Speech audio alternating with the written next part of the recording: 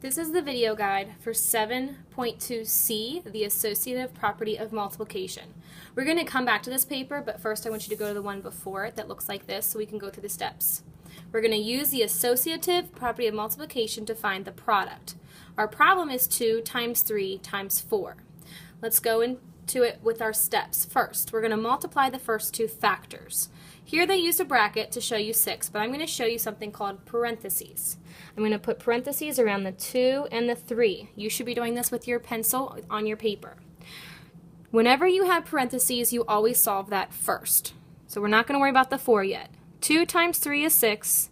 Then we just bring down what we haven't used, which is the times 4. So now we just have 6 times 4. If we look at step 2, it asks us to multiply the third factor, which is that 4. So look at how they changed this. This was our original problem, 2 times 3 times 4. We knew that the 2 and the 3 equaled 6, and we just copied over what was left. Now we can work with 6 times 4. 6 times 4 equals 24. So the answer is 24 to the whole problem. You can explain this, or you can use a picture to help you solve it. Here's an array. It has 2 rows of 3, if you look at it this way, 2 rows of 3, but it shows it 4 times. If you counted all of those up, you would see that it equals 24 also. So that is something else that could help you understand it or prove it if asked to draw a model. Let's look at this now. We want to multiply 2 times 3 times 4 again, but we're going to group the factors in a different way. Is the product the same? Here's what I'd like for you to do. Let's copy this problem.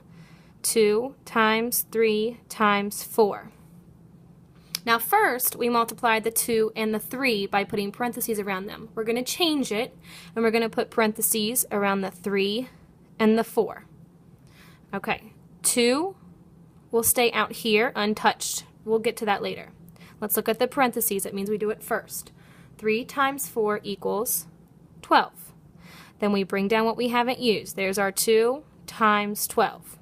We could solve that some different ways. I know my 2's. I could count by 2's 12 times.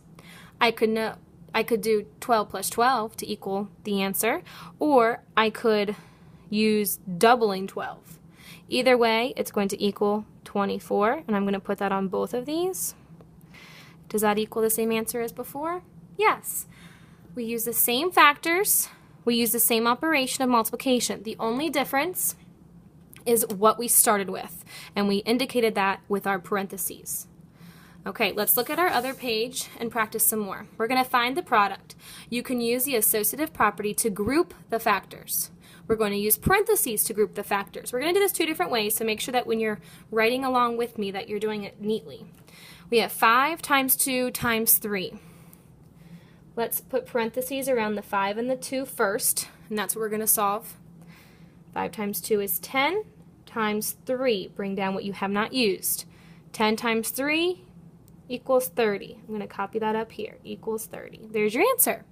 Now I want to do it another way. So please copy down the original problem. 5 times 2 times 3. And this time I want to put our parentheses in between, or have this 2 times 3 in between the parentheses. Okay, that's what we saw first. Parentheses means solve first. 2 times 3 is 6. Bring down your 5. 5 times 6 equals 30. We did it again. Equals 30. Make sure that you're showing all of this work on your paper. Let's do another one together. 3 times 2 times 3. Let's go backwards. Let's do the back 2 first. 2 times 3 equals 6. Bring down what we haven't used. 3 times 6 equals 18. So this whole thing equals 18. Let's do it again. 3 times 2 times 3. Can you figure out which way we're going to put the parentheses? The first 2 factors. 3 times 2 equals 6 times the 3, because we didn't use that yet. That also equals 18. Hey, look, there's a commutative property sneaking in there. All right, that equals 18. Now, before we move on, I want to show you another way to solve this. You can mix up these factors. What I mean by that is we could do 3 times 3 times 2. You can only do this when you have all multiplication. So I'm still multiplying, and I still have my 3 original factors. My 3, my 3, my 2. We can solve this. 3 and 3 is 9. Bring down the times 2. 9 times 2 equals 18 again. So you can rearrange your factors to multiply to use the associative property. Okay, we're going to skip 12 and 13. You are going to do this on your own after the video is complete. I want to come down to 14 and 15. Here's 2 multiple choice questions we want to take a look at. Which of the following is the same as 3 times 7? Well, some of these kind of pop out easily, but a great way to solve a problem like this is to actually find the answer to each expression and then just match the answers up. So 3 times 7 is 21. Okay, so we're trying to find what else equals 21. 3 times 3 is 9. That's not 21. 3 times 6 is 18. That's not 21. 7 times 3 is 18. Oh, no, 21. Close call. That's the same, but I want to check my last one just in case. I'm going to group my 2 and my 3. 2 times 3 is 6. Remember, I did that first because they're in parentheses.